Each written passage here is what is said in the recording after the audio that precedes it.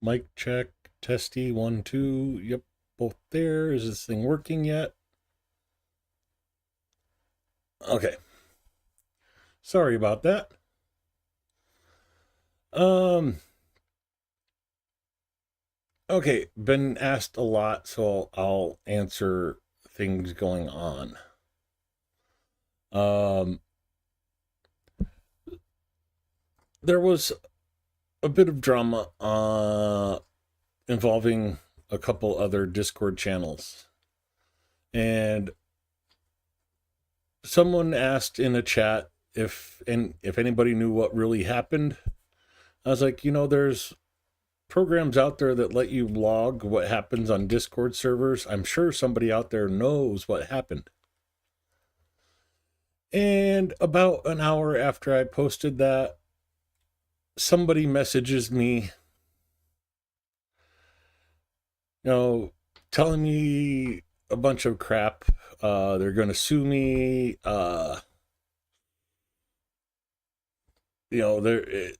It's two-party consent. You can't record my conversations and blah, blah, blah, blah. And then I start getting spammed by random accounts. Yeah, it's just insane. Someone, it was kind of funny that In Time was talking about drama tonight. Yeah, it was Discord drama tonight. Well, the last couple days for me. Um, they've all been reported to Discord. Discord is working on the issue, and hopefully I'll get a email from them soon saying it's taken care of. In the meantime, instead of getting dinged every time I get a friend request from one of these random accounts spamming me or a message or something, yeah, it's so that's why I'm off of Discord for the time being. Hopefully in a couple days I'll be back. Discord can make life easier. Anyways, that's what is going on. Slow Weevil, Adam Rounds in the house, Steve Sane, Broadcast Cat, Nura, Matt German, so a couple others lurking about. So before we get into the operational information, first let me talk about the Amazon wish list. As many of you already know, I'm heading back to Ukraine in September and looking for help filling my bags with first aid and gear for Ukrainians, soldiers. So if you want to contribute, the wish list is linked in the description below. It is also linked in the top of chat and pinned there. And I'll just do that one more time in chat itself. So if you want to send something, there you go. I do appreciate it. And I can not say thank you enough for supporting Ukraine and helping Ukrainian soldiers. Moving on to past support. The Cars for Ukraine truck from the Easter Pasanki fundraiser is out and heading towards the unit to receive the truck. There is the front view, and of course Chungus and myself. Easter Piscani trucks basket, and the list of all the donors. I love the typo, General of the Army. Susan Berry, Blonde Bombsheller, Steve Sane, Linda Smallbones, Linda Hayes are generals. Colonels, Mitch Ashdown, Darpat, LJ Boone, Blonde Bombsheller again, Mick Riley, Kathy Sumner, Betty Wright, Adam Rounds, this weird guy, Canty Luden, Chris Yates, David Miller, Stephen Walsh, A. Macbeth, I believe, is Aussie T, Warren Jacobs, all captain level, lieutenants, Michael Robinson, Kevin Burgess, KKGG, Kevin Christmas, Bev Grooves, Christy Olson, Liam Wakefield, Howley Wilson, Julie Walker, David Navarro, Annie Wilkie, Mark Segamon, Kurt Brubaker, Brian Rawson, Soypill, Paige Barrows, Jamie Copeland, Spider Fate Fella, Joe PK, and private levels, Barry Lanyon, Jessica Hartman, Mitchell Shozaki, Maria Lindgreen, Nikki Hill, Fred Bear, Anna Graham, Leon Wallace, Maddie, I'm not going to hack up your last name. I'm sorry, I cannot pronounce that correctly. I wish I knew how to. Rob F., Sharn Trifit, Heather W., Jill Blasius, Nikki Hill again, Darren Rager, Bruce Ingalls, Golby Hendricks, Casper Przensky, Ziensny, Salt of the Red Earth, A. Morris, Becky Hubner, Iker Belsbarada, Ricardo Merlot. Thank you all for donating to the truck and getting the unit ready for the soldiers. Of course, Blonde Baumscheller's fella, Chungus's fella, and my heart. And that image or that list of everybody's name is right here on the truck. Again, thank you all for helping and making this happen. I am awestruck by the amount of support that you guys have given.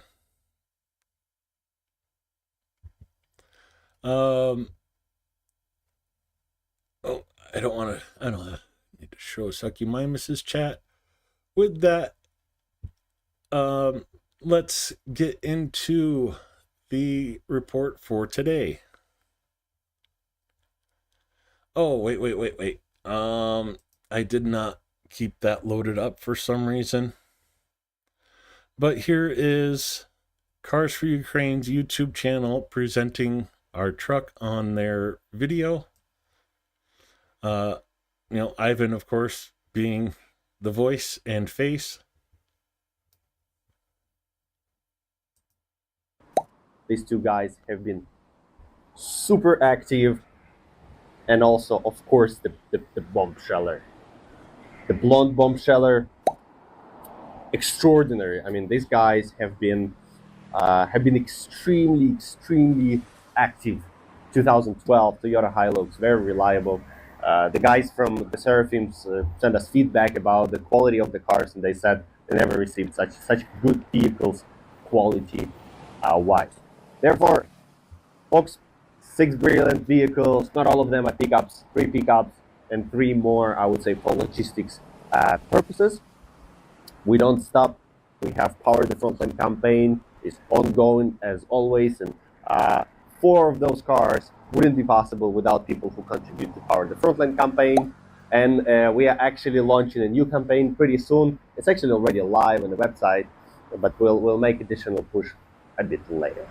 If you want to support, check out carforukraine.com, make a quick donation, or go check out some of our active campaigns. Thank you. Slava Ukraini, Героям слава!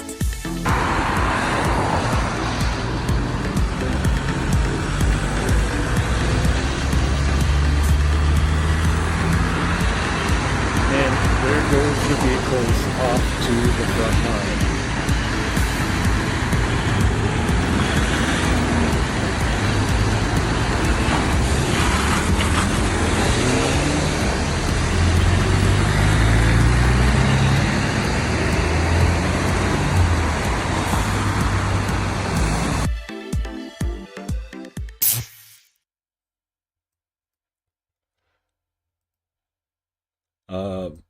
Very, very cool to see. Yes, we will see. We will be part of the summertime fundraiser. I'm going to be asking something a little different, but we'll get into that when we get there.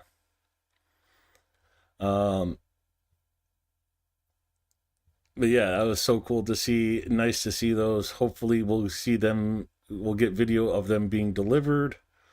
I hope for so much. I look forward to getting the thank you video from the soldiers. Just to see or hear the voices of those getting the vehicles. It'd be cool.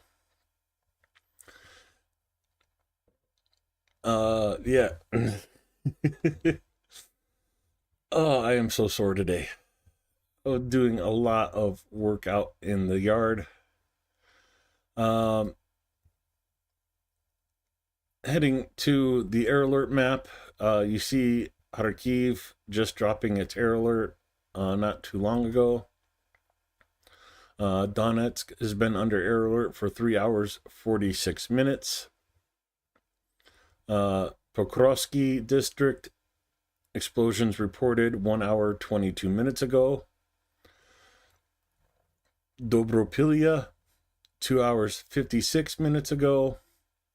And the eastern edge of Dnipro region, under air alert for 1 hour, 6 minutes.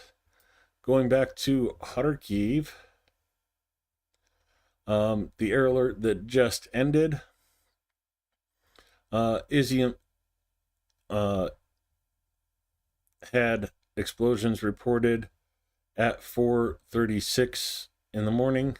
It is now 5:24, so less than an hour ago, Izium had explosions. And 3:01 a.m. Chogiv.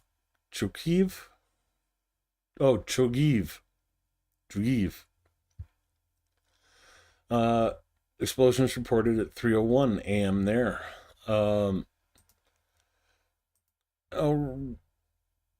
There were alerts pretty much covering the eastern half of Ukraine. I didn't see any other reports of explosions, but doesn't rule them out just because I didn't see them. Anyways, going into the operational information as of 8 a.m. for May 29th regarding the Russian invasion. As always, the report starts with glory to Ukraine. The 1,191st day of the large-scale armed aggression of the Russian Federation against Ukraine has begun. Hey there, Pyro Kurt. Ukrainian defenders are steadfastly holding back the onslaught of the occupiers, inflicting significant losses on the enemy. In total, 205 combat clashes were recorded over the past day. Yesterday, the enemy launched 2 missile strikes on the positions of Ukrainian units in settlements, using a total of 3 missiles. There were 93 airstrikes with Russia dropping 176 guided aerial bombs in those strikes. They also carried out 5,430 artillery strikes, with 158 being from multiple launch rocket systems, MLRS. Russia also engaged 3,279 kamikaze drones to cause destruction. Oh, and I'm on top chat instead of live chat again. I hate that about YouTube. I wish they would allow you to a setting to do live chat automatically. Hey there, BB. Good to see you, Daddy Jim. And anybody else I might have missed that has come in recently. Welcome to the stream. Thank you for coming by. The aggressor carried out airstrikes near the settlements of Veliki Prikil, Ukrodi, Esmen, in Sumi, Dova Balka, Zoria, Alexandro Kalinova, Novotroitsky, Pokrovsk, Novoukrayinka, Mirnograd, Suky Yar, Zaporizhia, Kumar, Mirny in the Donetsk region, Malanivka in Zaporizhia. Over the past day, aviation, missile, and artillery forces of the Ukrainian armed forces have damaged 11 areas of concentration of Russian personnel, weapons, and equipment, one control point for unmanned aerial vehicles, and 2 artillery pieces of the enemy.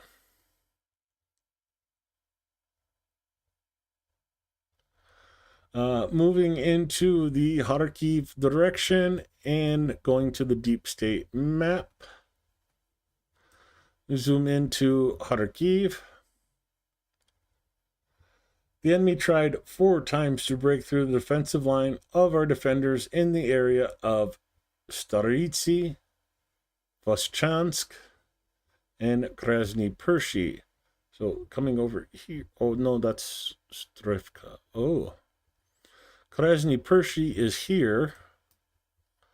Oh, I have to go way back over here. Staritsi, I'm sorry. So Staritsi and Voschansk, and then coming over to Krasny Pershi. Heading down to Kupiansk direction, where 8 attacks by the invaders took place yesterday. Our defenders repelled the enemy assaults in the areas of Zarazova and Zeleny Gay. Moving down to the Lyman direction, or Lyman is here, Izium, where the explosion was reported a little while ago. The enemy attacked 23 times in the Lyman direction, trying to penetrate our defenses in the areas of the settlements of Rikobub.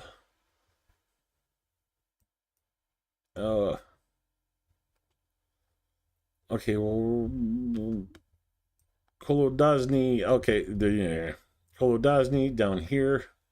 I was going to say it disappeared on me. It was just a little further south than my memory recalled. Coming up here to the small town of Nadia, which 3rd Assault Brigade liberated over a month ago. Coming back to the south, Grivkivka. Going further south to the Syria-Bryansk forest, as well in the directions of Karpivka, Zoridny, here, Novy Mir, Zeleny Dona, And that is all, even though they don't have an and here, sorry. Heading to the south of Liman to Servisk, where our soldiers successfully stopped 3 enemy attacks in the directions of Verknokimansky and Gyorogorivka. Heading to the west a little bit to Kramatorsk, Slovansk, Konstantinivka,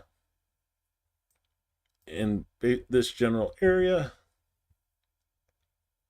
The occupiers attacked 15 times near the settlement of Markova, Pretechny, Chasiv Yar, and zooming in to the small town of Bilogora. Heading further to the south to Toretsk, where the Russians carried out 21 attacks in the directions of Toretsk itself, Druzhba, Peshivka,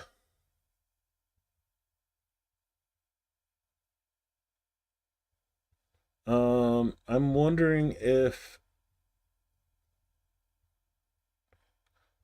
they mean Petrivka and it's just a mistranslation. And towards Alexandro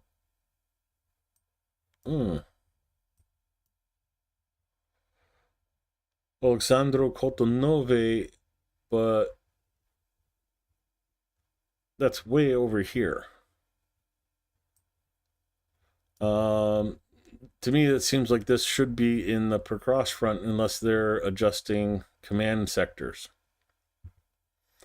which is entirely possible. Speaking of Percross and moving over to the Percross front, where to go? I lost it. Okay, I put it at the top. There we go. Duh. Our defenders stopped 54 assault actions of the aggressor in the areas of the settlements of Mirolubivka, Malinivka. Oh, Mirny is a smaller settlement, and I forgot where it was.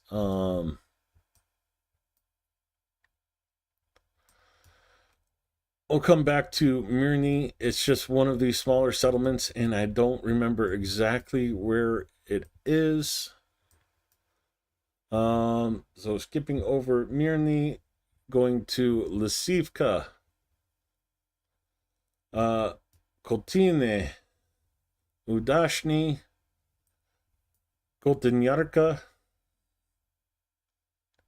Gyorogorivka, or Gyorokova, and in the direction of, zooming way back to the other side, Zoria, oh,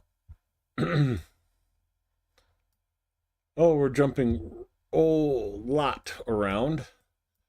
Coming back down to this side for Oleksivka.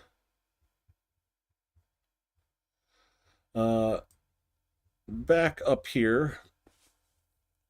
Sorry for the jumping around. Rusin Yar.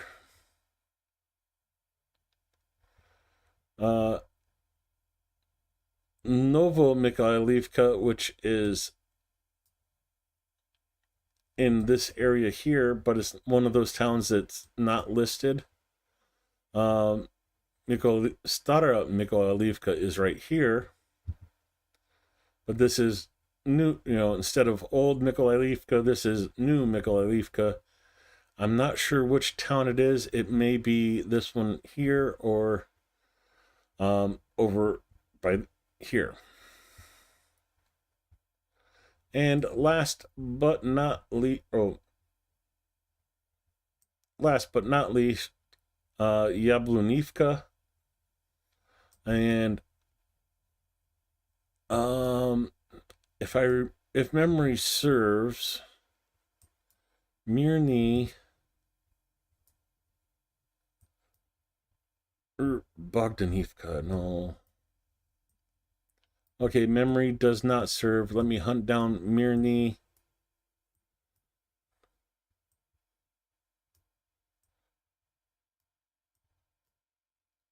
I know it's one of these small towns. I just don't remember exactly where it's at. Kruty Yar, Krasny Yar.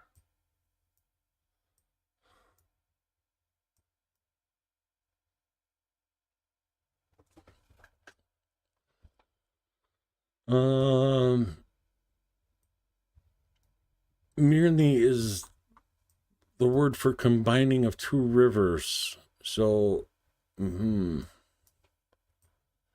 I want to say it's here, but I'm not entirely sure. Be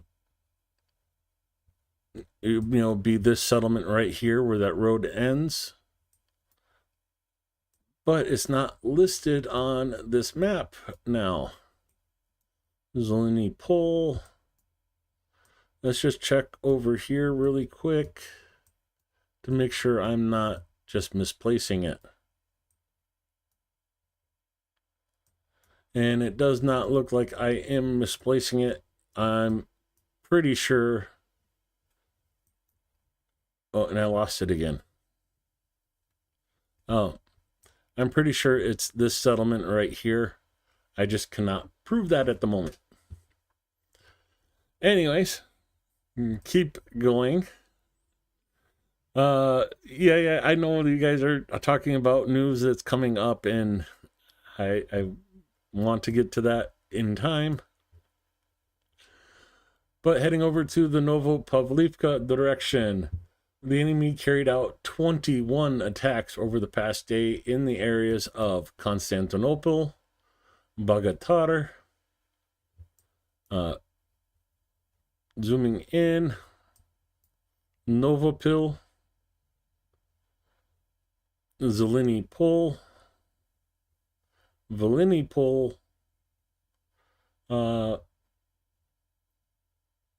this is a new settlement for me, Voskreshenka.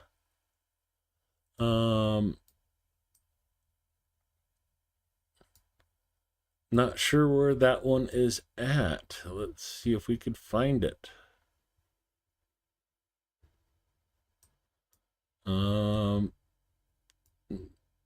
There's a Murney. Not the right one, unfortunately.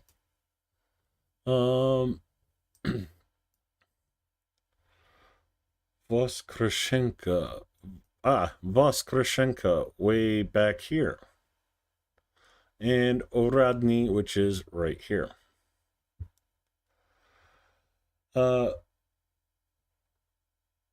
were no clashes in the Guliopol direction.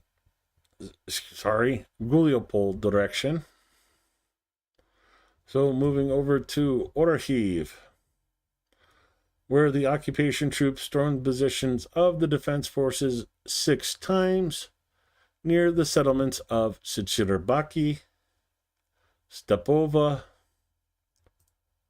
Novodenlivka, and Robotny. Heading over to Pridniprovsky, this settlement here, our defenders successfully stopped 2 enemy attacks. It does not give the locations, but in general, they're usually from Oleshki or they're on the islands in the river delta.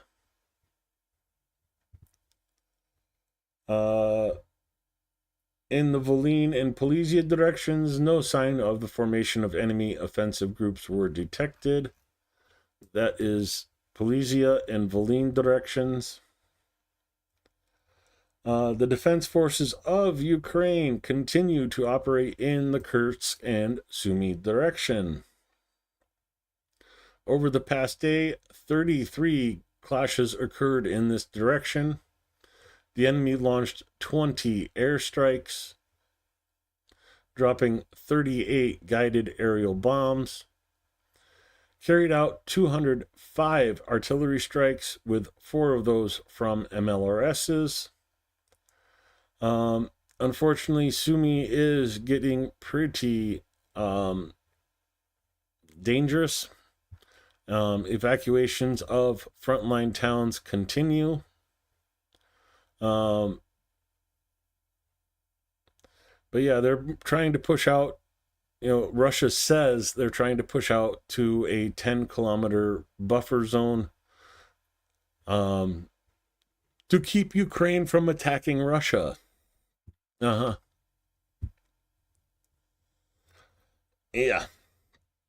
Our soldiers continue to inflict significant losses in manpower and equipment on the occupation forces, actively undermining the enemy's offensive potential in the rear.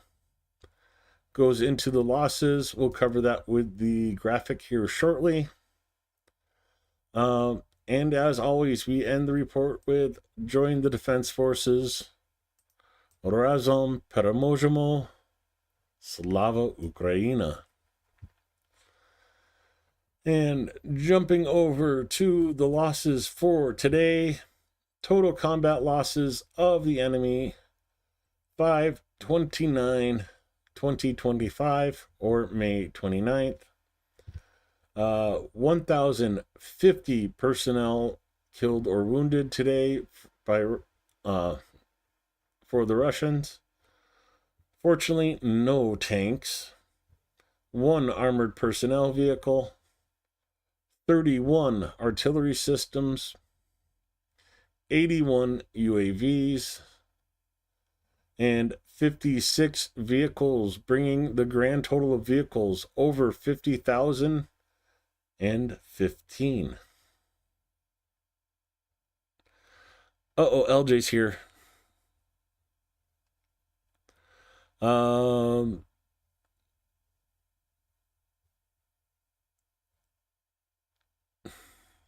The Starship Cantiloon. No, it's the Starship Heart of Gold. Yeah, I'll steal that from Hitchhiker's Guide to the Galaxy. An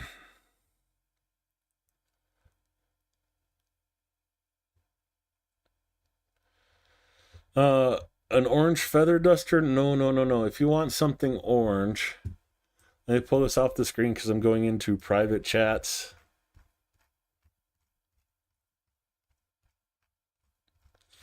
I might be scrolling for a little bit, but talking about wanting something orange just made me flash back to this thing, and I really do want to get this while I'm in Ukraine. It's just a matter of remembering how far back it was that I posted it. Oh, legs hurt.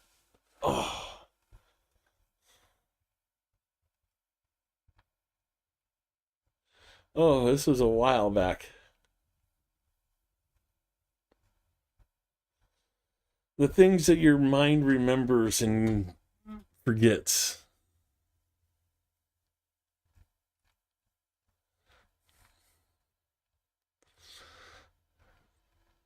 Funny that's what In Time News was talking about today during their stream. Oh crap, how far back was this? Holy March 7th. Wow. But somebody is selling these things in Ukraine. They're about 500, 600 hryvnia, if I remember correctly. So about 10, $12, and the proceeds go to ZCU. So if I can find them, I'll be picking up a few of those for raffle items. And you guys will have a chance to get them. But yeah, that to me, that's just hilarious. And yeah, all it took for my brain to go there was, they exist, asking if somebody needs a new orange feather duster. No, I don't want an orange feather duster. I want an orange toilet bowl cleaner.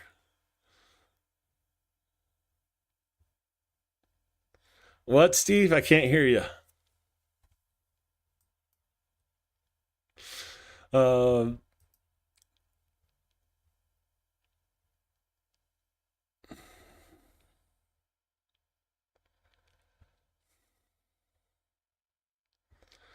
um,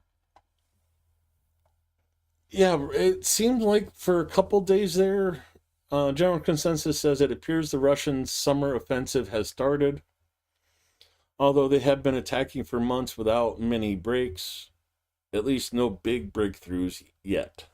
Um, they are trying. They built up troops here and are trying to push into Sumy. If we go here to Kharkiv, they're still and have been trying to push into here for years now, over a year now at least. The big push right now is this area right here. Um, you know, got past Tatarasivka and are making little gains and little gains. Let's go to Google Maps and I'll show you a bit of what I can about how Russia is making those advances. Kropinski, no, this isn't the right area. Kiev, I'm way too far west. Luhansk, Toretsk. Uh,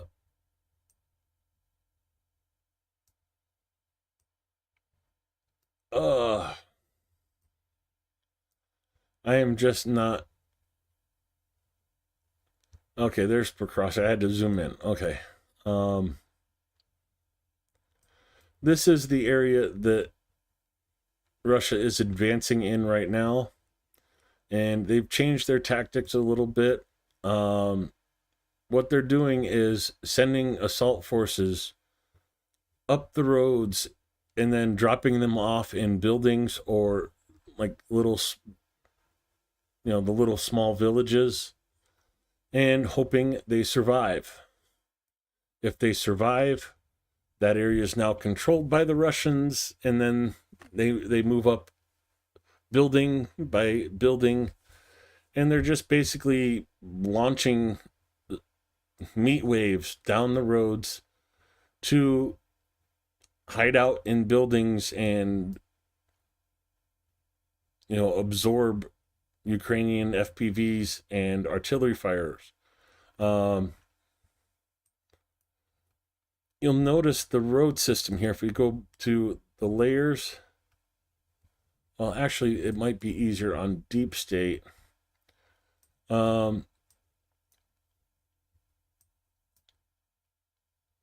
So yeah, they're, like I said, they're going right down the roads.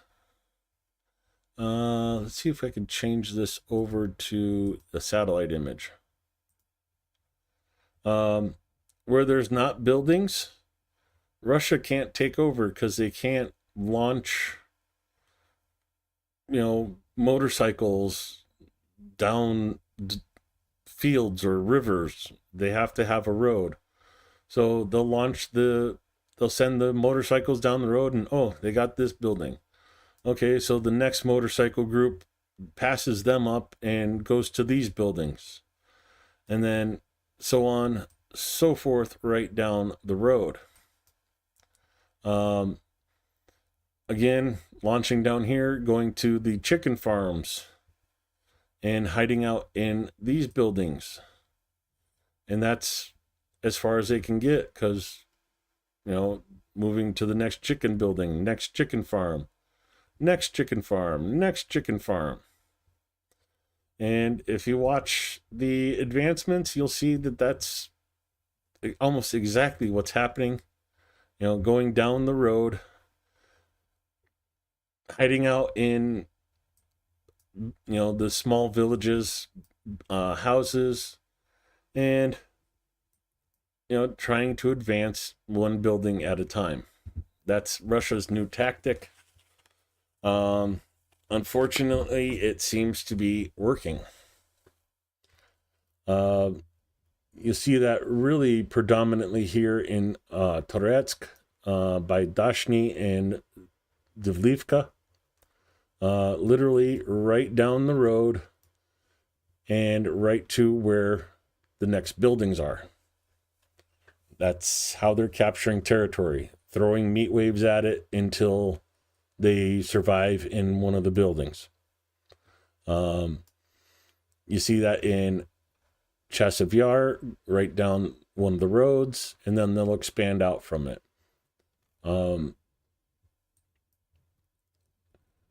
Again, kind of a little bit here, trying to, just send meat waves down the road into the buildings. When they run out of buildings, they can't advance anymore.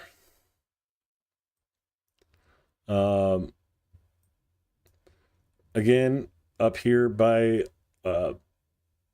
Liman, again, sending people down the road. And even though they don't control the road, the dirt bikes got here and they took over a couple houses in this area.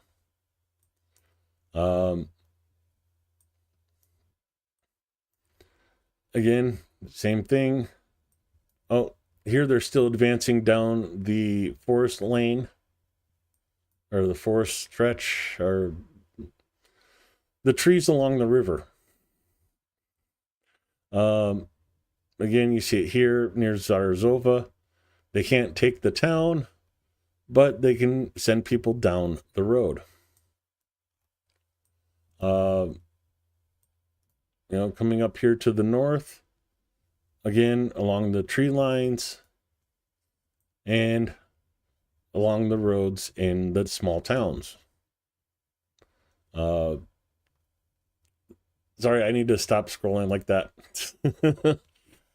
But I mean, if that's how you have to do your tactics, even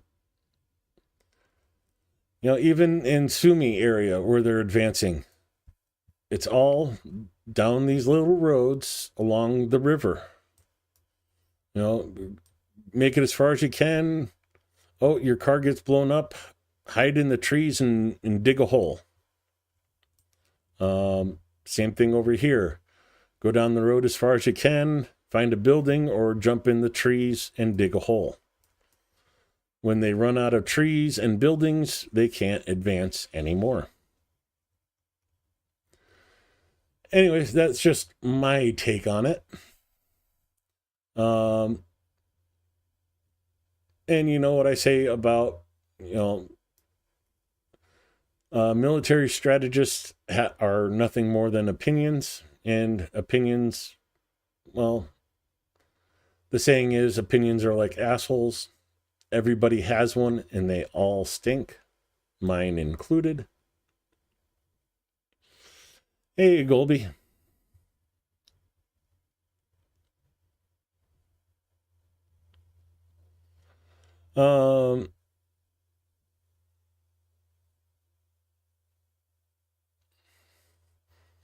Yeah, that's partially true. General consensus. He says Ukraine does not have enough manpower to man a solid line. They're holding up the front line with drone units and small groups of infantry. It's essentially true. It's a little more.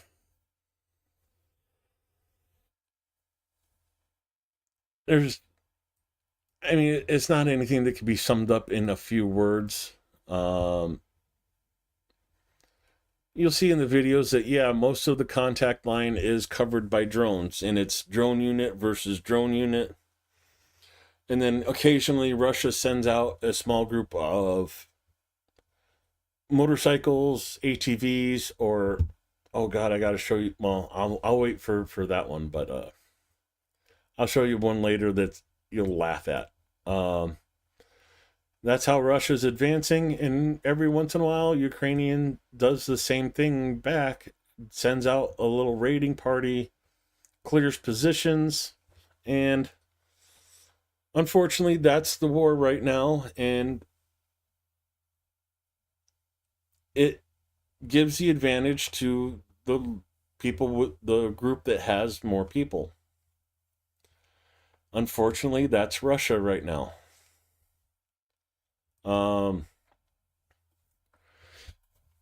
Ukraine has stopped doing the probing attacks at this point.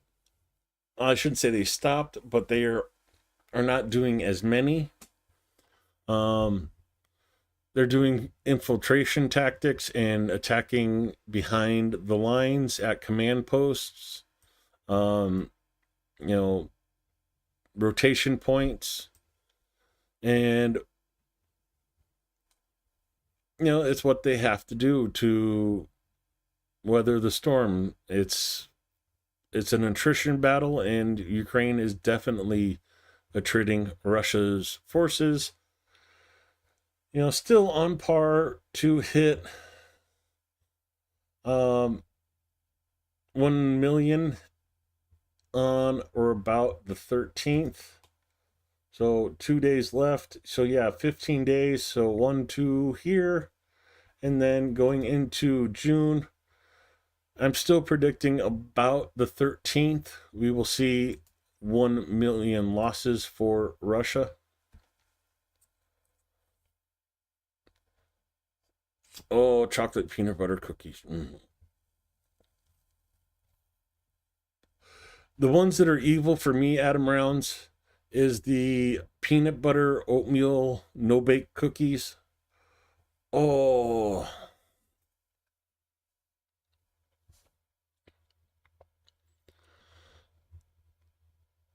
Oh, Sally, the only thing that seems to help me with a migraine is a cold washcloth right over the eyes. With that, let's go to Telegram and Zelensky's address for the day, because I'm going to be stopping this one a lot. There's a lot of information he goes through in this address, and well, you've seen parts of it if you watch Greg Terry's video, but we'll go the whole thing. Oh, I gotta go from. Let me restart. Українки, сьогодні вже в Києві активний день. So back in Kyiv. Після візиту в Німеччину всі домовленості маємо якнайшвидше реалізувати. Це стосується ППО, передусім, перший пріоритет, але також інвестиції. Інвестиції в наше виробництво, виробництво зброї і не тільки, і всі інші наші спільні проекти. Ми дуже Rheinmetall, a defense contractor of Germany, is rumored to be building 3 manufacturing plants in Ukraine at this moment. And that's rumors. That's not the truth. And the truth is probably even more. Дуже цінуємо співпрацю з Німеччиною. Це той випадок, коли двосторонні відносини між нашими країнами допомагають всій нашій Європі. Я хочу подякувати особисто канцлеру Мерцу за хороше рішення, більше спільних виробництв, більше фінансування, розвиток в напрямку IRIS-T для України, ракети для патріотів. Це головне. Дякую. Провів сьогодні нараду з міністром оборони України Умєровим, міністром закордонних справ Сибігою та керівником Офісу Єрмаком щодо дипломатичної роботи. Фактично, кожного дня координуємось з нашими партнерами та готуємо зустрічі ще на цьому тижні. Були сьогодні наші розмови із американцями, із європейцями. Всім треба говорити чесно, всім у світі, і особливо тим, хто підтримав припинення вогню. Росія затягує війну і робить все, щоб просто обдурити країни, які ще намагаються впливати на Москву словом, а не тиском. Слова з Москвою не працюють. Навіть так Go back here for a second. Words do not work with Moscow. I mean,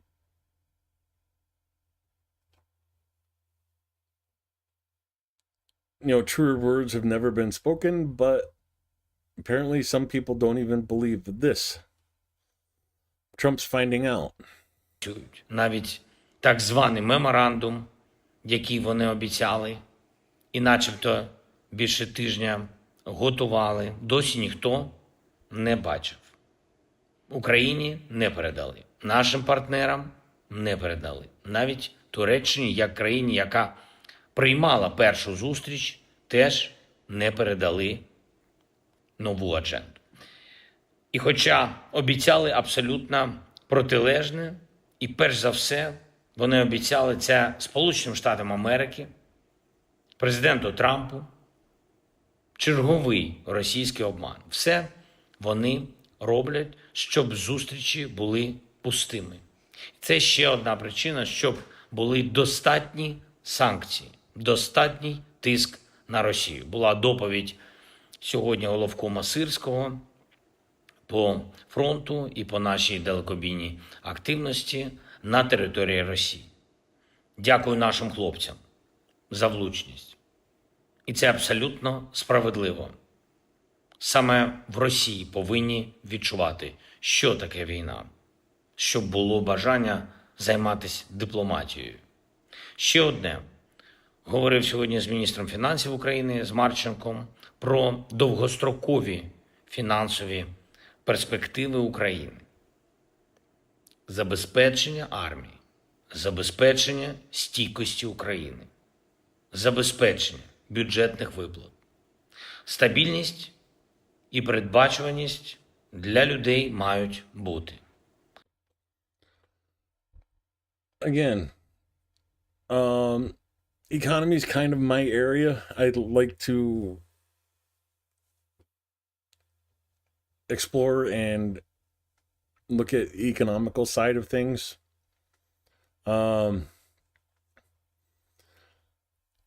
It's amazing what Ukraine has done with their economy. It was hurting before the war. The war almost halted their economy in the first year.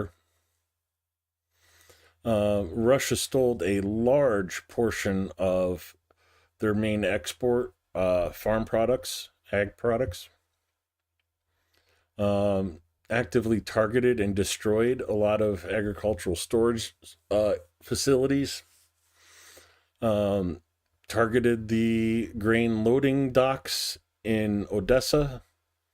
And Ukraine has still been able to push out and deliver foodstuffs to almost a third of the world.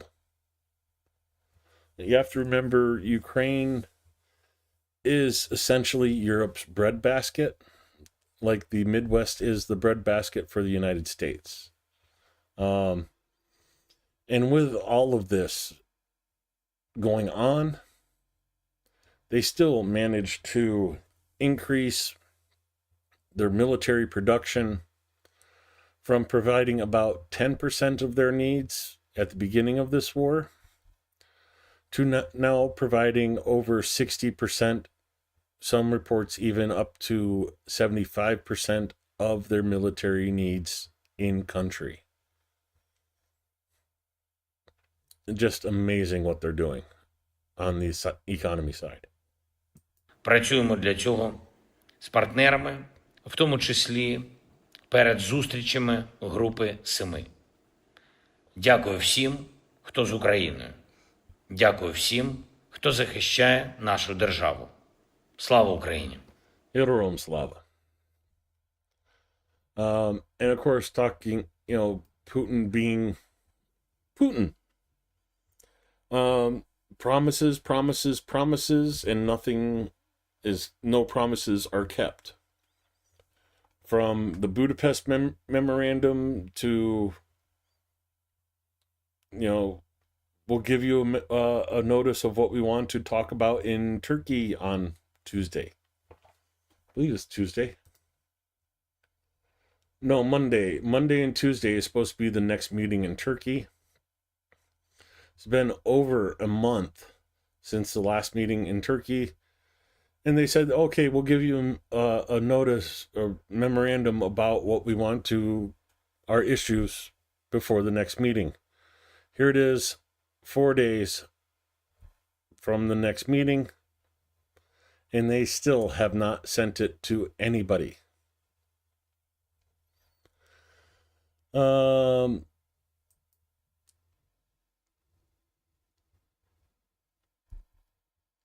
course, everybody's heard the news about China not selling Maverick drones to the EU or Ukraine anymore, still supplying Russia.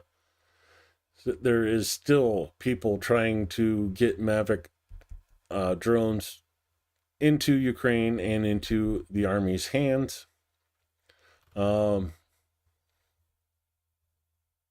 It's going to become a bigger and bigger issue.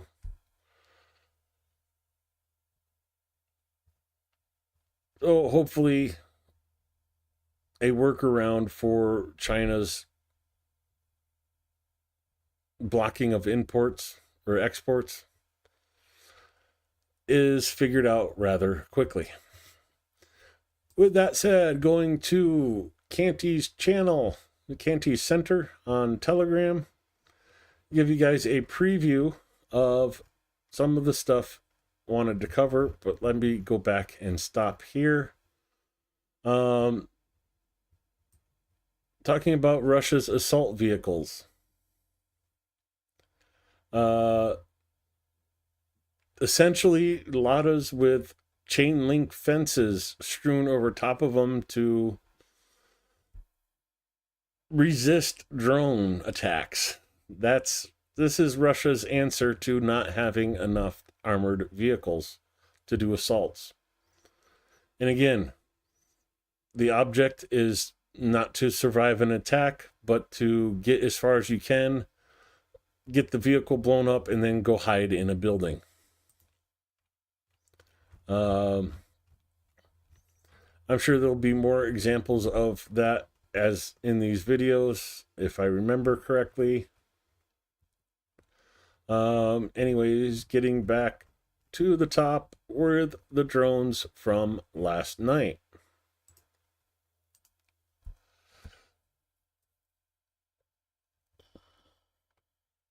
Combat Ladas, yeah. Ghetto-tastic. I like that one. Oh,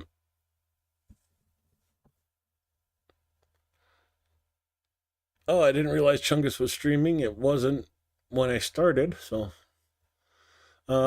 Anyways, 90 UAVs launched last night, 56 taken out. Objects in the frontline territories were being hit.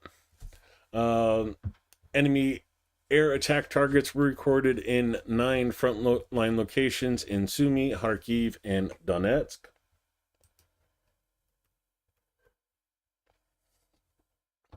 And I may not need to explain this picture, but I'm going to anyways. This is the theater in Mariupol. This is where children were sheltering from Russia's attack. The Russian Air Force, even though children was written here, civilians were hiding in the theater. Russia Air Force bombed it anyways. The reason I'm bringing that up is the guy responsible. This guy here. Well, let's just play the video and you'll see what happened to him yesterday.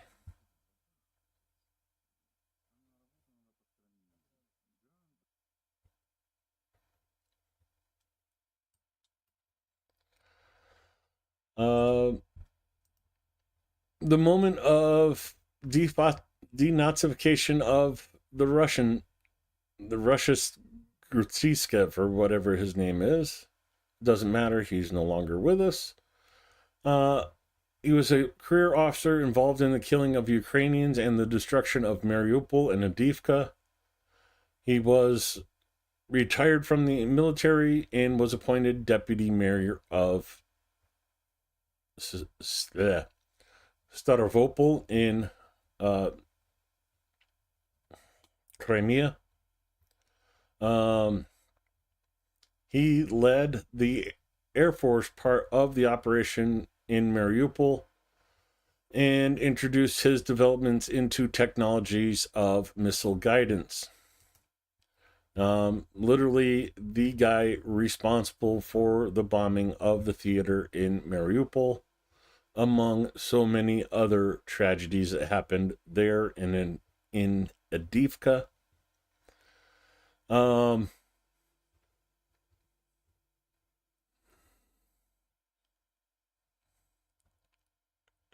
One-way ticket, mada. Yeah. Uh,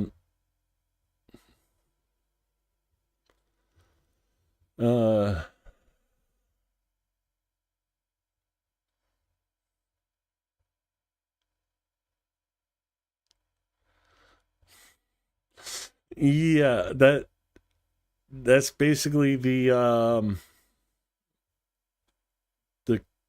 gist of that meeting. I'll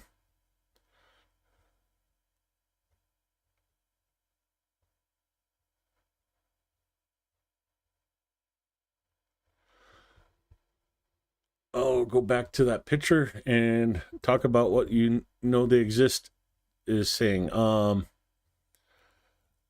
No, it's still in ruins. Basically what Russia did, and you can kind of see it here, is put up like a little scaffolding around the front of it and hung banners with pictures of what the theater used to look like.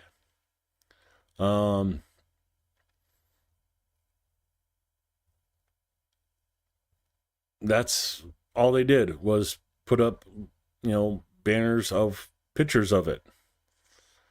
There's been reports of them actually bringing cement trucks in and just pouring cement into the ruins of the theater, essentially pulling a Jimmy Hoffa on all the victims that died in that theater.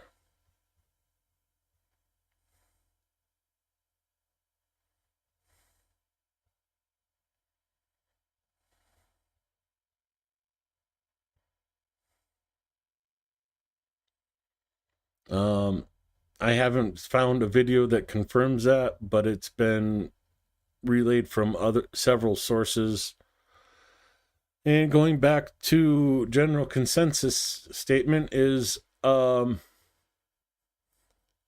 this major that was in charge of the Russian Air Force was on I won't say grinder app, but because it's illegal to be gay in Russia. So there's a kind of like a hidden dating thing for gay people to meet up. There was a whole investigation by Russia into this, and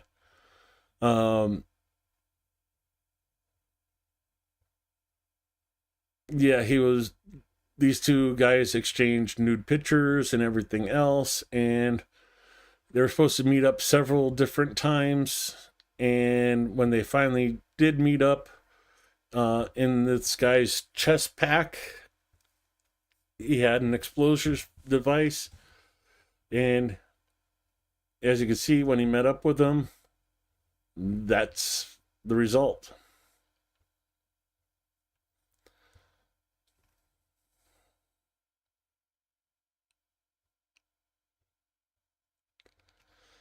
So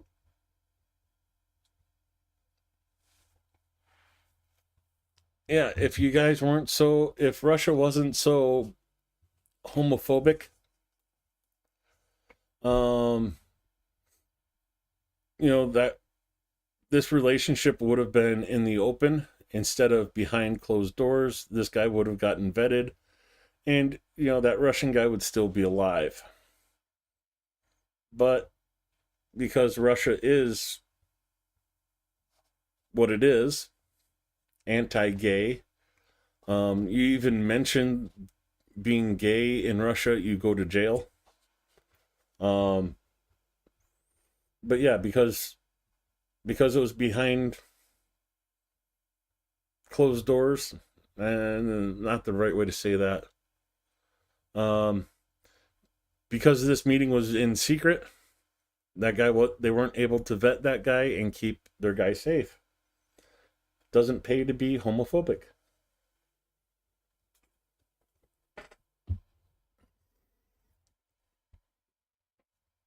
Um,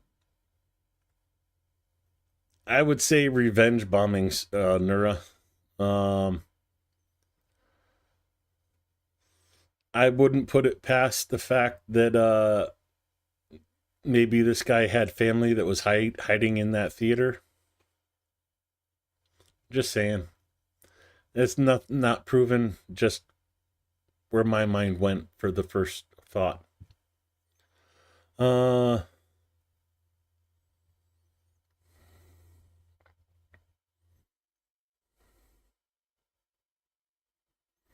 yeah, that could be the case too, general consensus. It could not have been his and that it could have been a bombing by Russia as well, because it would be a major black eye for someone in such high regard, a major in the army, a governor of a city, being caught going on a gay dating app. There's a whole story about Russia's background investigation into the guy. It's unknown at this point. It's the news is just coming out. It is what it is.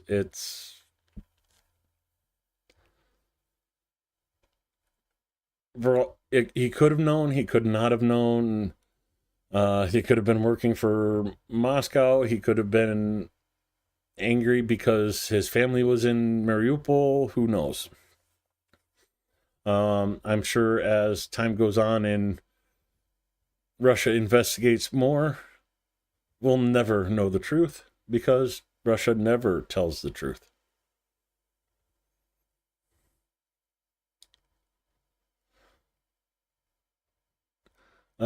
Anyways, moving on from that, we get to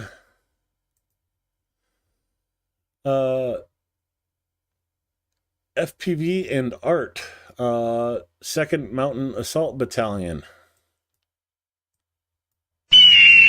Oh, that scared the crap out of me.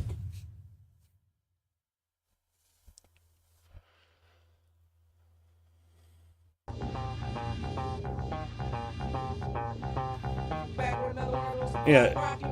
Hold on, I'm gonna pause it. Yeah, that's the thing, Nura. There's so many things it could be, and I could give you story after story after story of what it could be. But at this point, we don't know. We probably will never know what really happened with that. Just because, well, the people that can investigate it won't ever share the truth. Maybe will give us a story, but whether that will be true or not, you can't believe Russian news. I should say Russian propaganda is never the truth.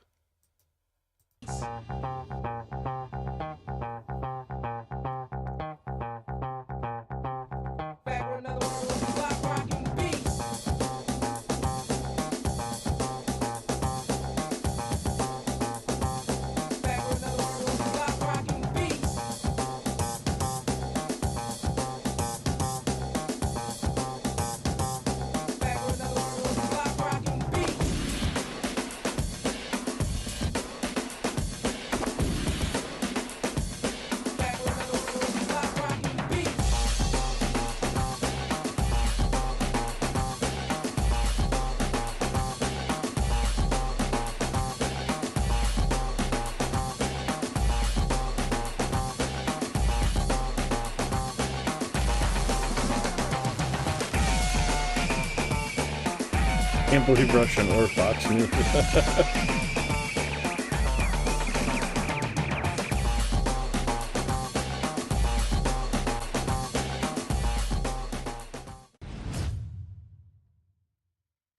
Oh, pretty good video from the 2nd Mountain Brigade.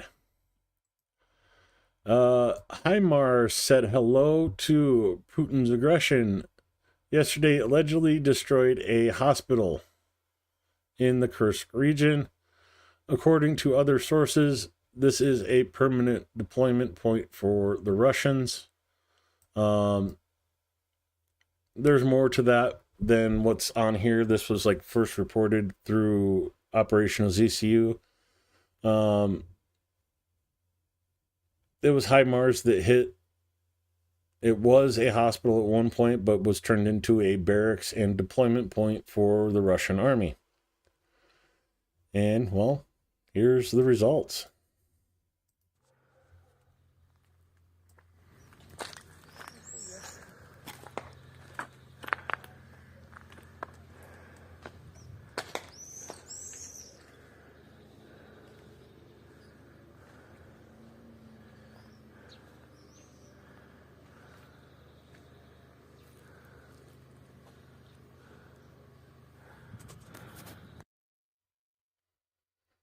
There's the first video, and here is the second.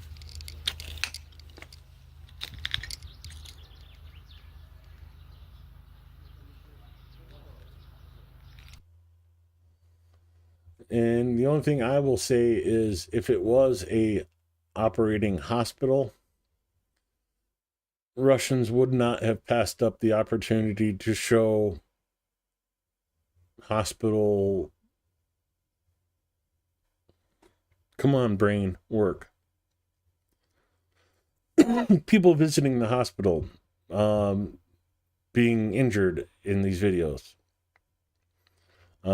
Instead, they show after they've evacuated everybody and got all these soldiers out of there.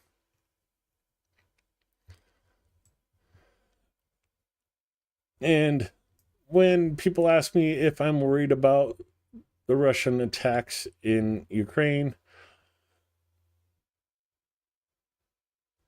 well, in the Podils district of Kyiv, a balcony fell on a U.S. citizen who came to Ukraine to document the war. Right in front of the entrance to the apartment building, the man was injured not as a result of a hostile attack, but because old balcony went boom, went crumble, crumble.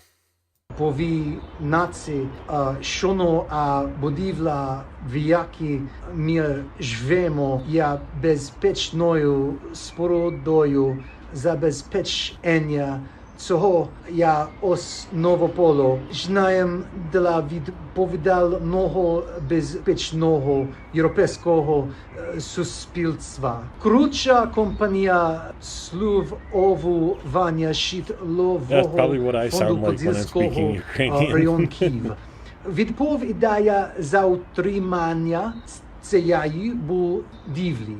Я хочу провести розслідування, щоб визначити, що стало причиною їхньої невдалої роботи, щоб подібні аварії більше ніколи не повторилися і в місті Київ.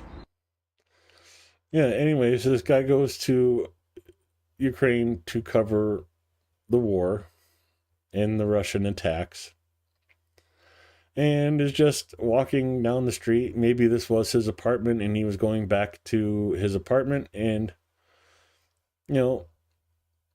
old building, years of weather and erosion and rust on the steel, and the balcony collapses on him.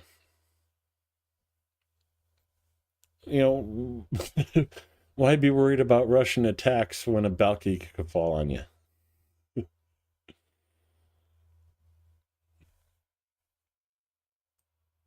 Yeah.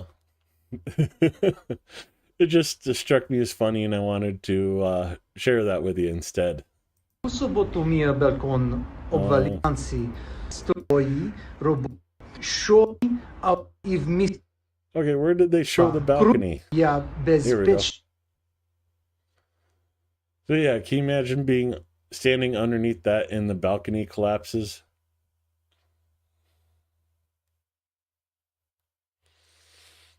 And that's some pretty thick concrete, not to mention whatever they had on there. It looked like their drinking spot. But yeah, you never know what life's going to deal you, so why worry about one thing when it's something else that gets you? 38 Special Operation Brigade destroys Russian Grozdyka self-propelled guns.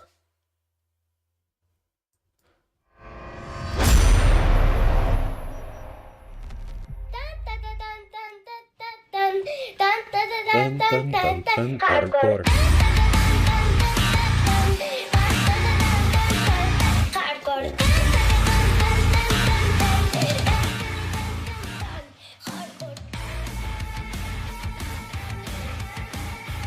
I'm sorry, but it's just too good to not crank it.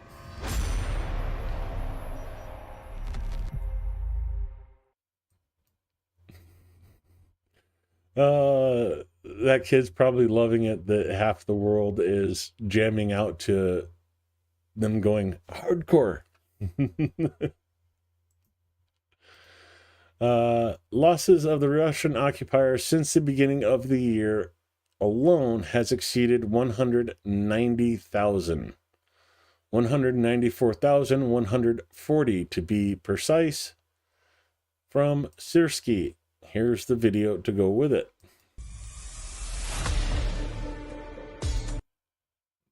Jim, we're tiny, we're toony, we're all a little loony, and in this, stream, I'm invading your PC.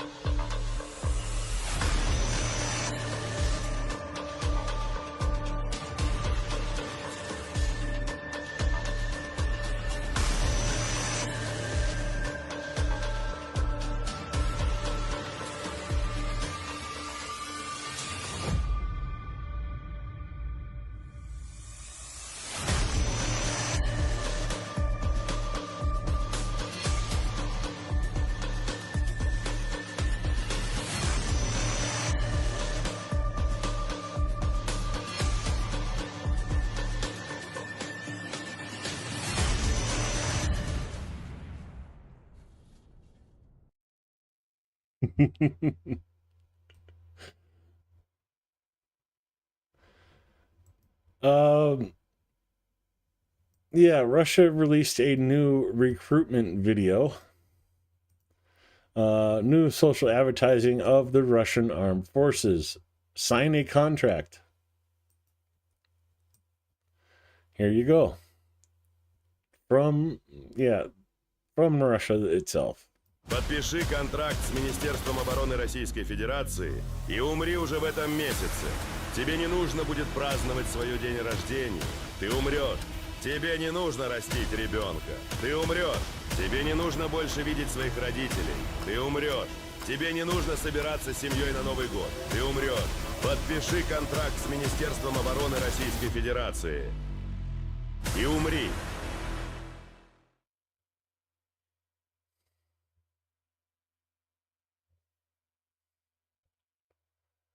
The chicken farm. I don't think there was a couple videos, but in past streams of the chicken farm being hit.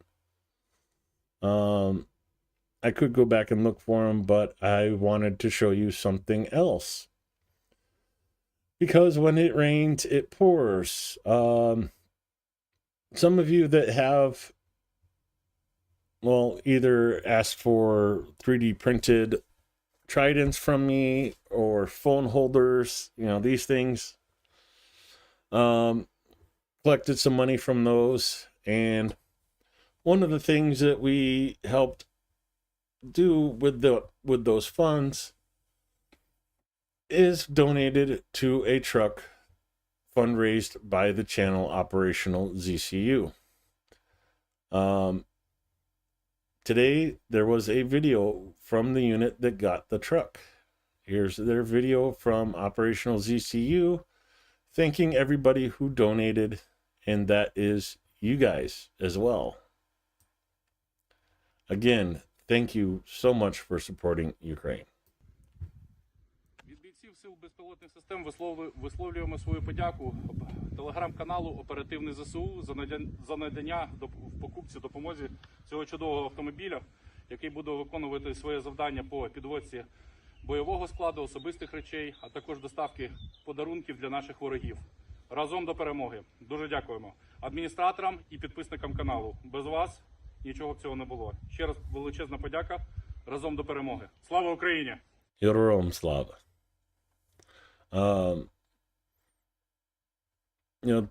Just the guy saying thank you for the truck.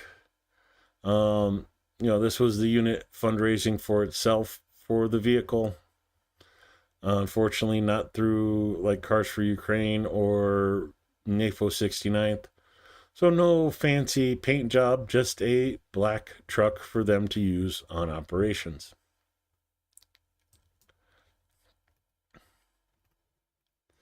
But very cool when you can get a little bit of feedback on fundraisers you helped out.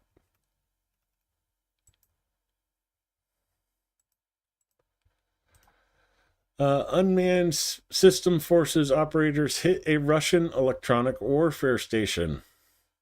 The 413th Battalion raid from a distance of about 70 kilometers hit a station, RB301B, electronic warfare complex. Here is the video.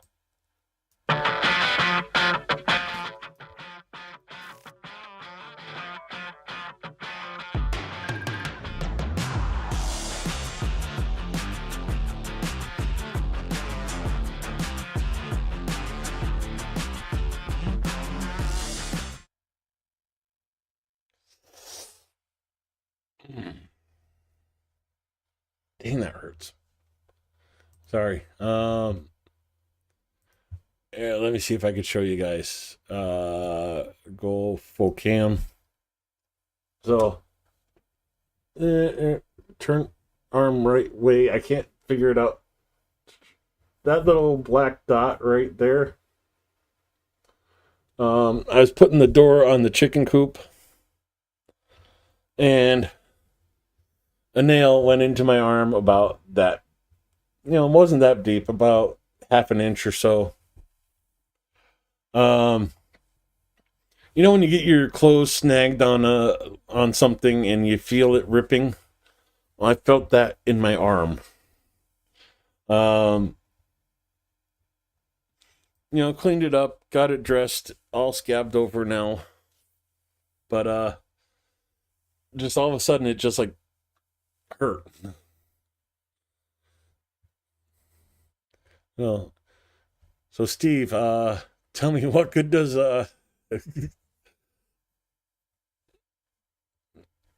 yeah, nice little, it looks a lot better now, but the blood was gushing.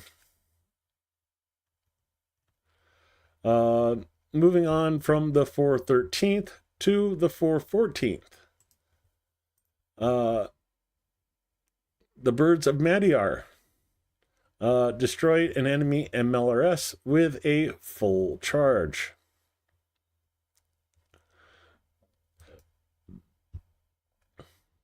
Oh, I wish BB was back for this one. She's going to love this video.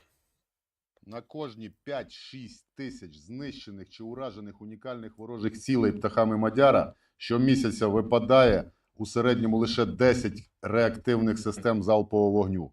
І лише частину з них вдається угандошити з повним боєкомплектом на 40 ракет. І тоді то виглядає так. Падабом джага-джага мазафака, єбуть ти хмари. У повторчику. Жир та смалець, бас-гітара, бо змолоскуть куруть. Ото гепнуло. Мистецтво війни сучасної. Полюй ти, інакше тебе. По дрону у кожну хробачу макітру. Очі та жало, хробачий жах.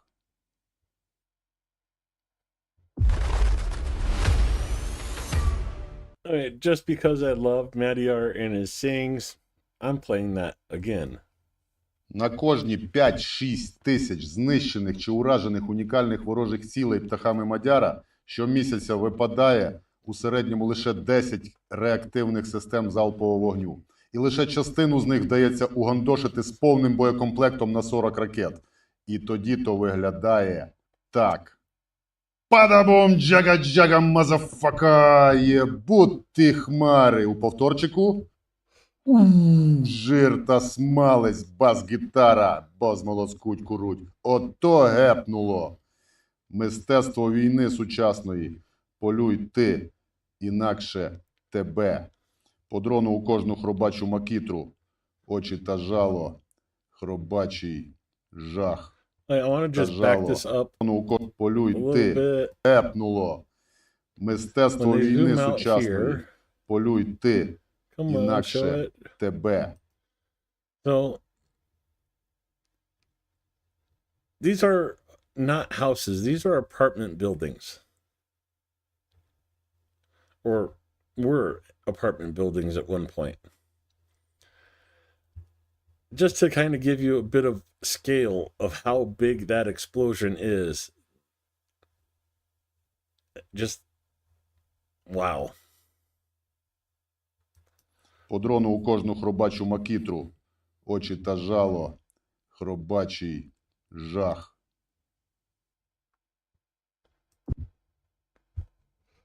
Oh, that was a better overview.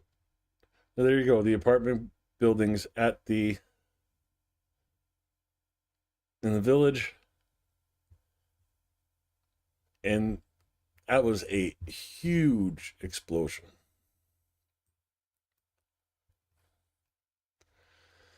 And here comes the copyright strike for today. But gotta love Imagine Dragons.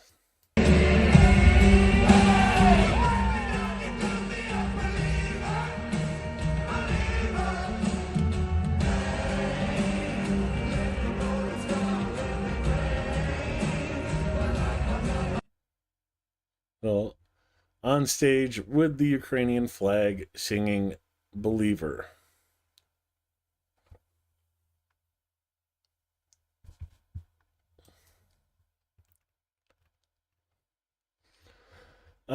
Russian air defense actually shoots down a Ukrainian drone over Moscow. And while causing the Ukrainian drone to crash into an apartment building.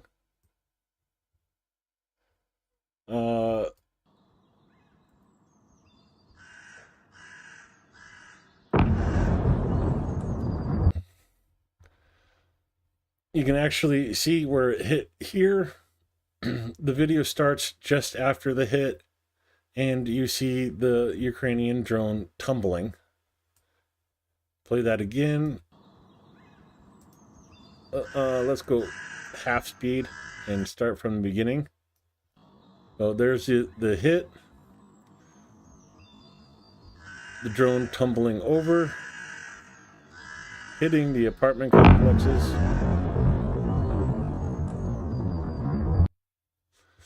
Oh darn, Russians figuring out what it's like to be at war.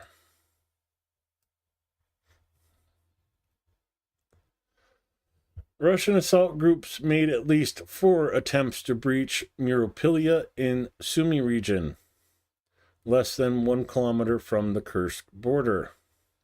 All were destroyed, up to 20 troops. FPV crews, and even their shelters. The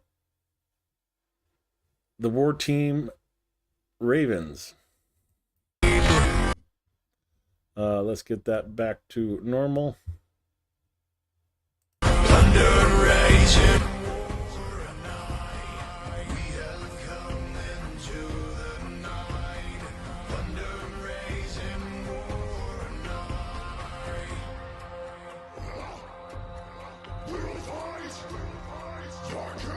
Look, there's one piece of armored personnel vehicle.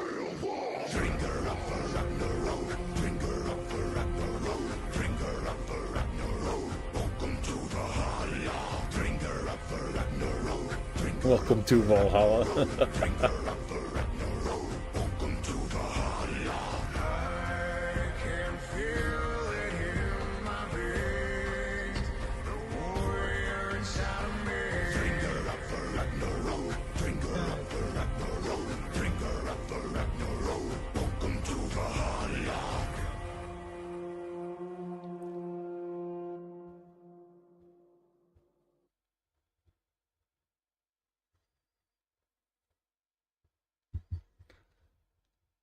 And, you know, nice to see the stork still living its life, even during wartime, just like a Ukrainian. Phoenix Regiment destroyed a Russian Zitzel electronic warfare system, at least their third confirmed strike on such equipment recently. Here is that video.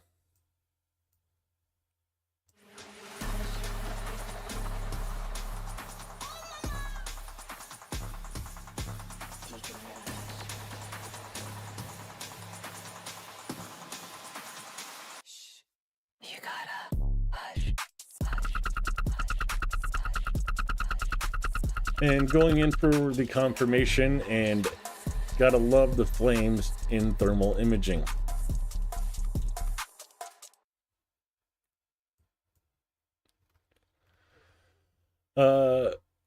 Textbook example of repelling an assault. A Ukrainian drone struck a shelter housing Russian equipment. None of it left. Footage is from the Spear Group B of the 118th Territorial Defense Brigade. 4 ATVs and a ammo depot were blown up in this video.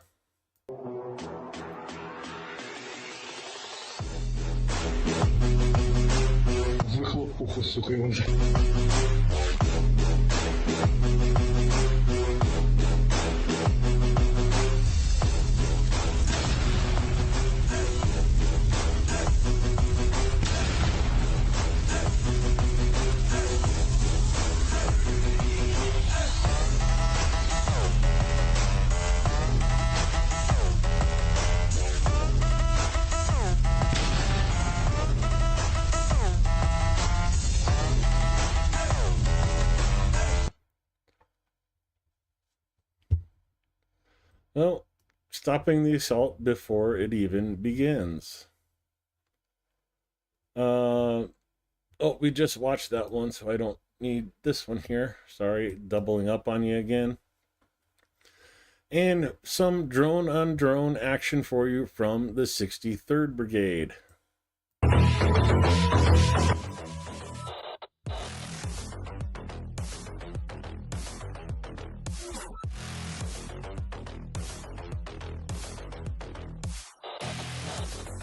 Oh, that's cool, Adam.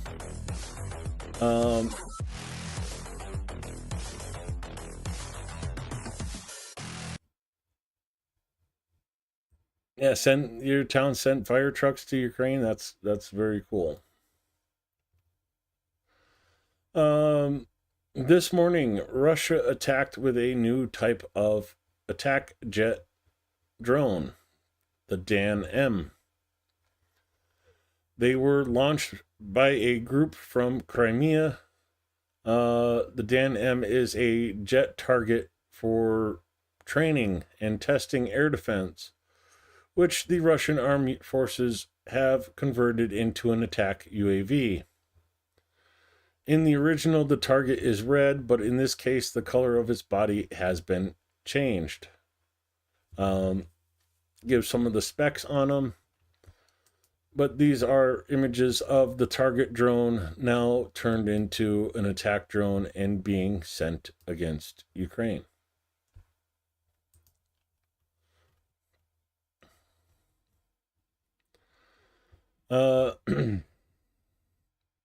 The moment a Shahed drone is destroyed by border guard sailors, I'm assuming in the Kherson area.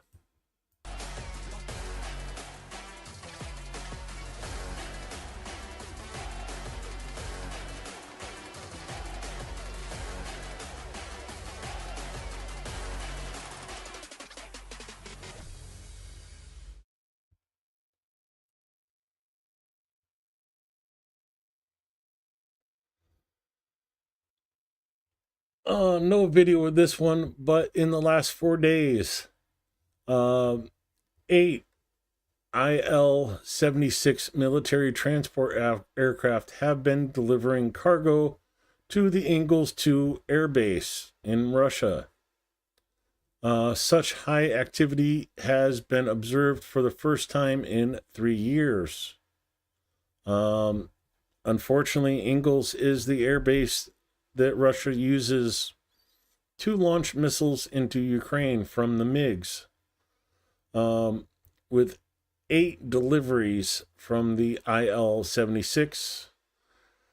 I wanted to share this with you so you know to look out for possibly another massive missile attack on Ukraine in the near future.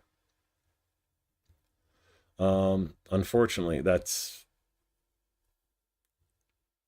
what it is. Again, no video, but this is reports from the talk in Istanbul a couple weeks ago.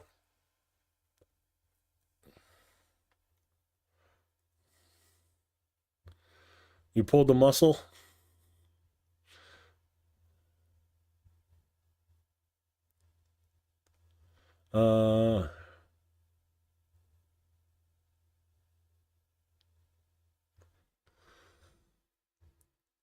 Anyways, quoting the Russians' delegation to the Ukrainians in Istanbul, we will take away Sumy and Kharkiv regions from Ukraine. While visiting Kursk today, Putin confirmed that Sumy should be Russian. So yeah, you thought it was going to stop with Kherson, Zaporizhia, Donetsk, and Luhansk. No, now they're saying Sumy is a Russian oblast. Kharkiv is next. Then they'll say Poltava. Oh, and Chernihiv. Oh yeah, Odessa, Mykolaiv.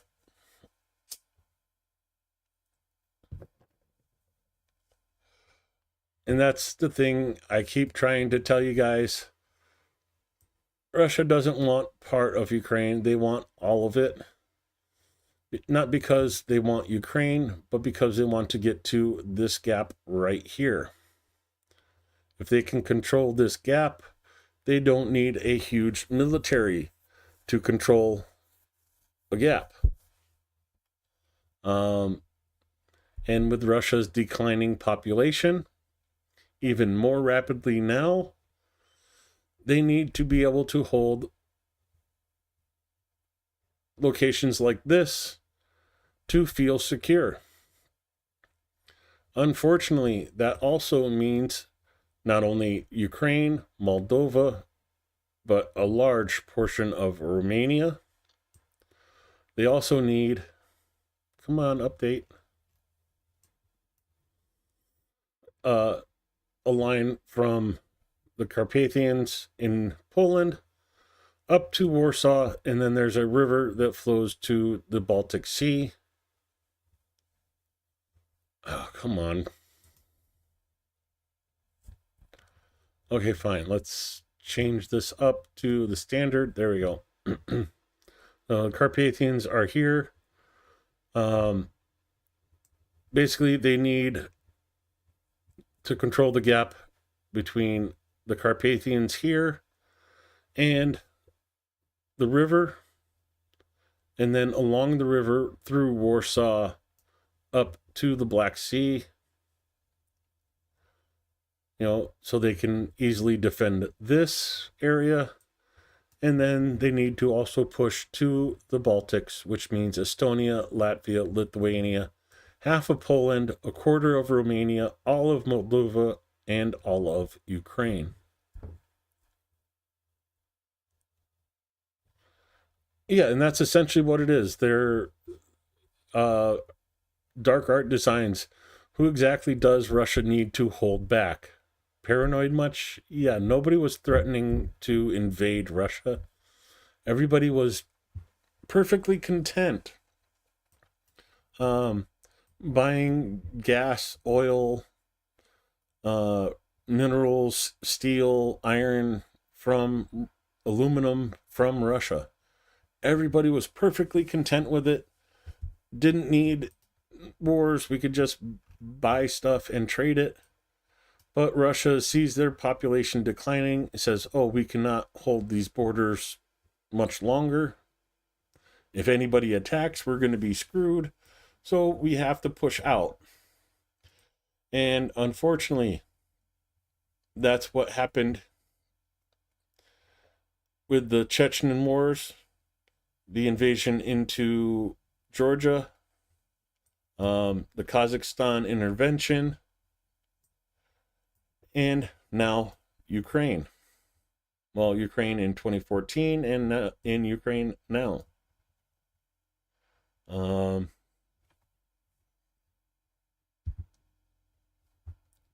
It's unfortunate, but that is what I feel Russia really wants, is to get down to this gap and to get over to this gap. And to do that, that means NATO member of Poland, Lithuania, NATO member, Latvia, NATO member, Estonia, NATO member. So whether we like it or not, it's just a matter of time. 5, 10, 15 years, maybe. Depending on if we fail Ukraine, there's definitely going to be a Russian NATO fight going on in the near future. Again, just my opinion, but take it with a grain of salt.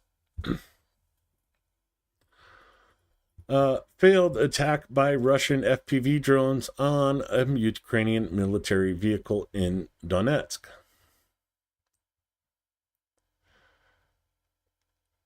Yeah, it's kind of scary video, but definitely worth checking out. So, stop the vehicle, everybody bails out, runs in different directions. There's the UAV coming in. Misses the truck, though. Everybody piles back in.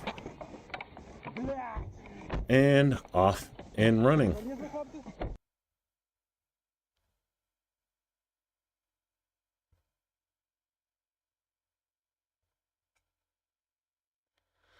Yep.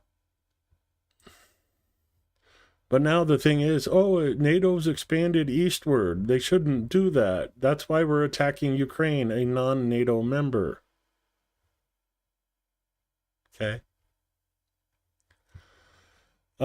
Sting group of the Ballistic Special Forces destroys the enemy in Kursk. 4 cars, 3 Bukhanka, and 3 ATVs. Okay, I don't have any long videos, so as this one's playing, you're going to get a little dead air on the end because I have to run to the restroom. So, excuse me while I head to the restroom. Enjoy the video from the Sting group.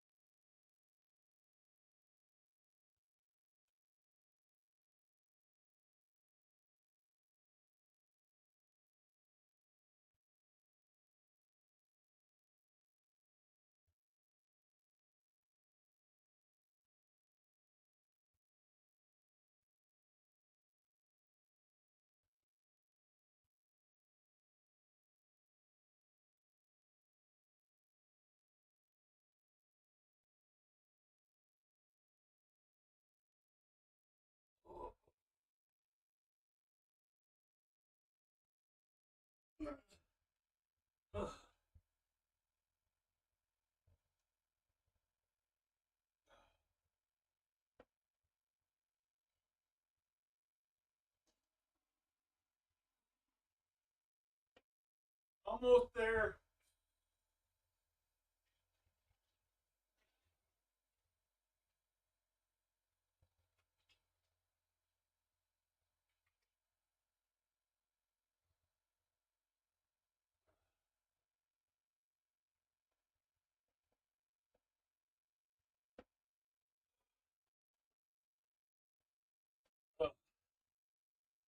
So, was it a good video?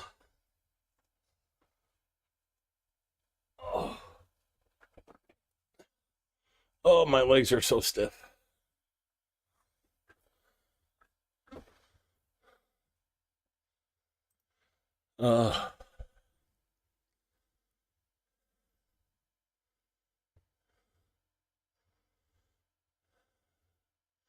Uh, Romania almost got their own Trump. Yeah.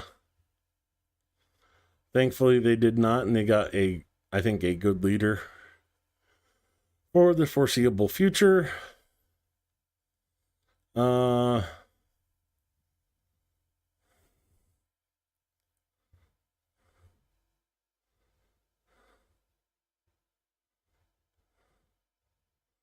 uh,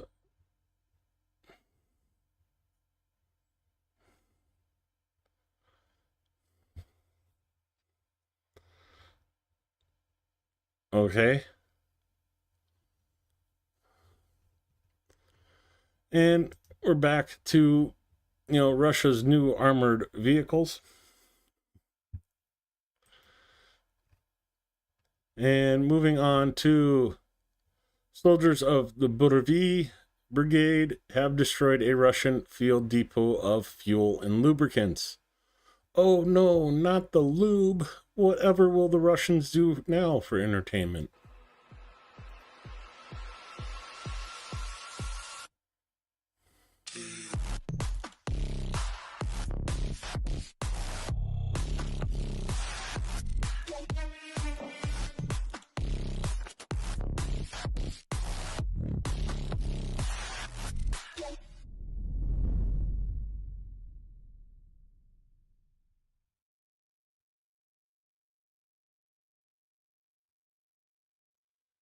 Yeah, I just hope I'm out of the US before that happens.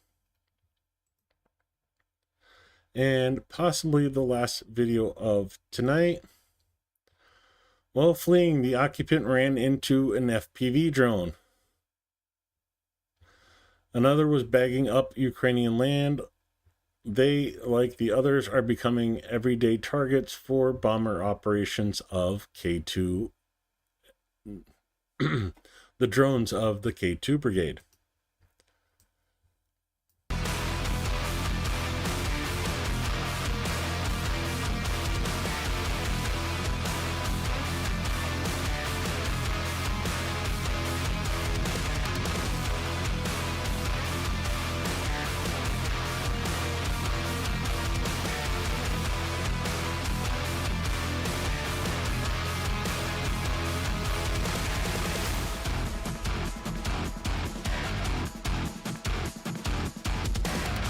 Travis, yes, I did, but I can go back to it.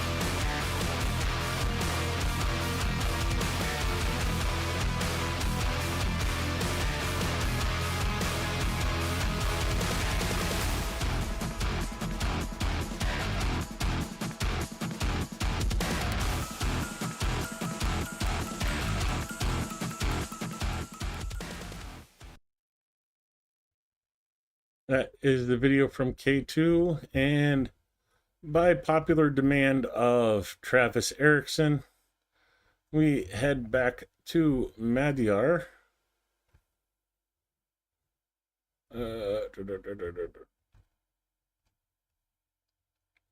Here we are, 414th Birds of Madyar.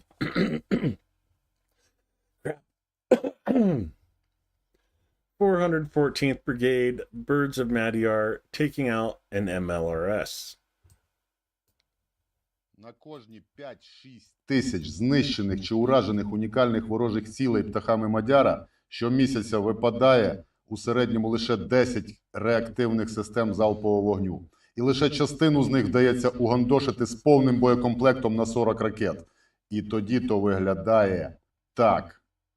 Падабум джага-джага мазафака, єбут ті хмари. У повторчику. Жир та смалець, бас-гітара, базмолоскуть куруть. Ото гепнуло. Мистецтво війни сучасної. Полюй ти, інакше тебе. По дрону у кожну хробачу макітру. Очі And та as we come жало. to the end of the video, there's a nice zoom Жах. out. You know, these are apartment buildings in the village. Gives you an idea of how massive that explosion was. Bada boom, jaga jaga motherfucker. I love Madyar. He needs to definitely do like voiceovers for Ukrainian movies after the war's over. He has the perfect voice for it. With that, I'm going to scroll back down to the bottom, and we have 9 more posts from Operational ZCU. Let's go check out what's popped up since the beginning of the stream. Looks like it's going to be images. At night, the enemy carried out drone strikes on Kharkiv and the Kharkiv region. In the Sobisty district of Kharkiv, a trolley bus depot was damaged. As a result of the attack, 2 people are injured, a trolley bus burned down, and 5 more trolley buses were damaged. The enemy also struck the village of Vesliv Krutir. Oh, jeez. Anyways, that village, resulting in 8 people being injured, 2 of whom were 16-year-old kids. Another location of the strikes is the industrial zone in Izium. That was the strike in Izium that happened just before the stream started. There is no information about the victims. Pictures are of the trolley bus in Kharkiv. Now, these happened literally 3 hours ago, and we get to see the images now as the sun comes up in Kharkiv.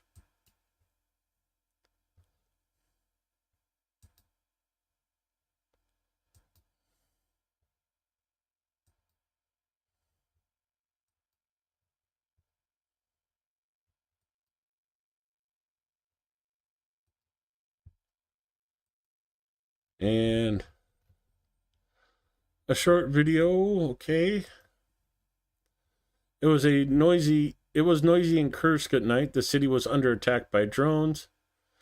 Apart from the fact that 1 Moscovite was injured by the fall of a downed air target, the blast wave shattered windows in one of the city's hospitals. The consequences of the attack are unknown.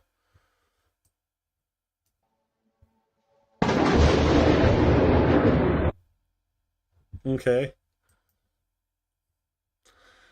And for the guys out there, I'm going to head to one of my favorite channels on Telegram, Vona Ukraina, and play this video for you.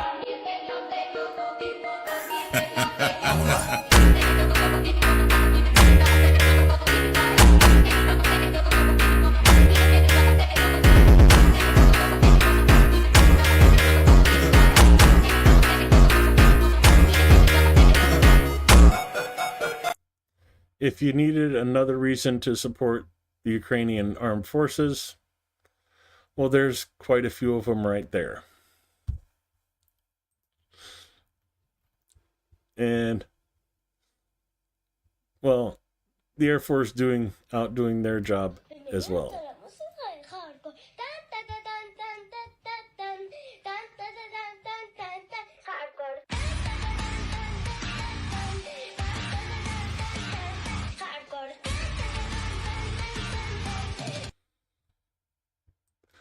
Oh, I'm not above psyops. I'll admit to do it when I do it.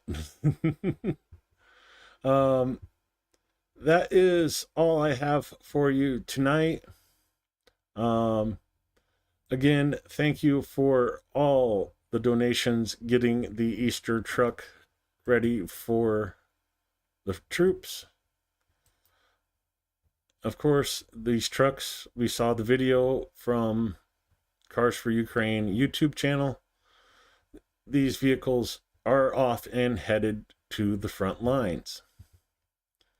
If you want to continue to help the Ukrainian armed forces, I am collecting medical supplies for the armed forces. These will be going to Helena, who works with Rick the Ukrainian.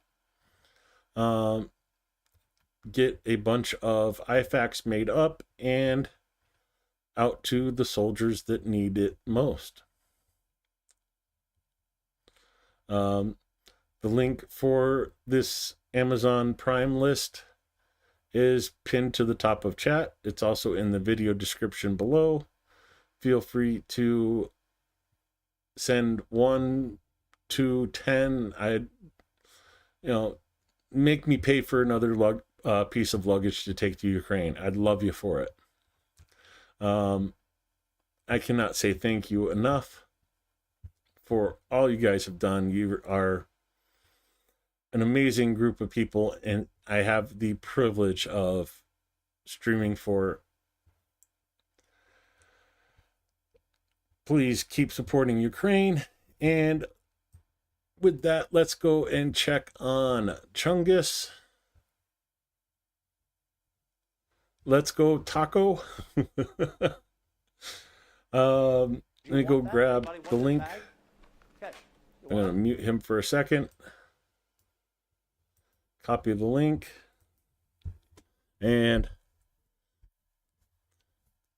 let's go raid Chungus. Show him some love. And I'll see you guys next time. Thanks for coming to the stream. Please remember to hit the like button. It helps the channel grow. But most importantly, thank you for supporting Ukraine. Have a good night. Stay safe, everybody.